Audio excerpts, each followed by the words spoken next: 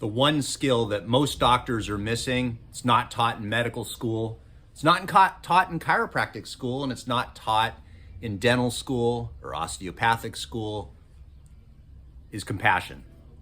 We're not taught this. Nobody's taught this. You either have it, you learn it, or you learn to fake it. The problem is that in healthcare, most people that enter healthcare, myself included, we're just usually nerds. We just happen to be interested in science. We happen to be good at science.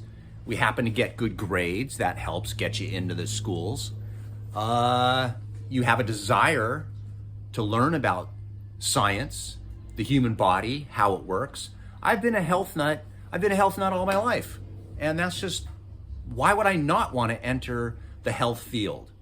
When I was in my youth, deciding kind of what I wanted to do, becoming a chiropractor happened essentially because I was called to it.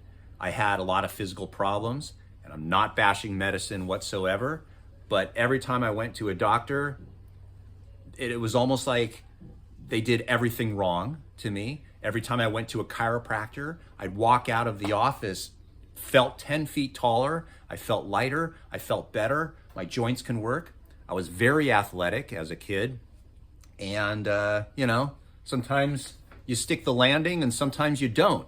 I wasn't very good, so I didn't stick the landing a lot. We'll put it that way. Had a lot of problems with my body. Chiropractors just happened to help me all the time.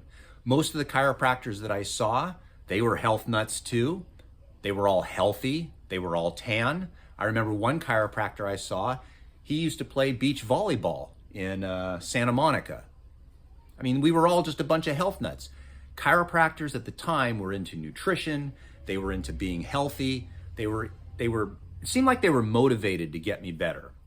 And again, I'm not discrediting medicine by any means. We need medical doctors, of course, but I always felt like they were out of shape, overworked, angry people, and they just didn't jive with me. So it was natural for me to become a chiropractor rather than just a guy that pushes pills.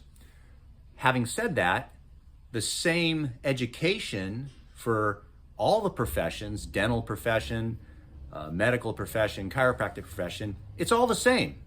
You have to go to the pre-med program, of which I went and did pre-med. That's what I majored in before you go into your doctorate level training.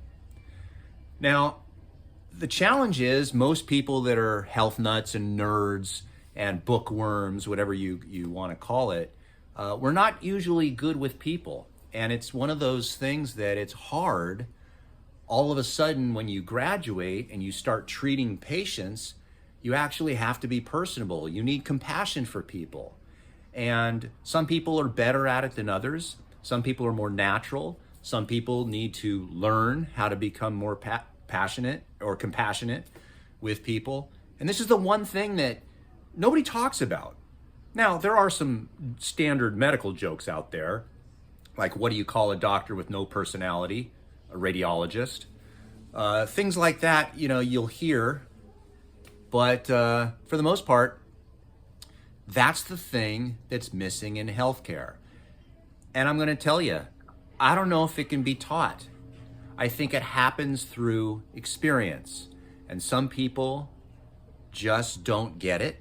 Some people do early on. Some people are naturals. What are your thoughts? Do you have a great doctor who has compassion for you and has time to spend time with you and is knowledgeable, has the entire package? Or do you have trouble finding a doctor that you jive with? Let me know in the comments section. I'm very curious as to what your opinion is.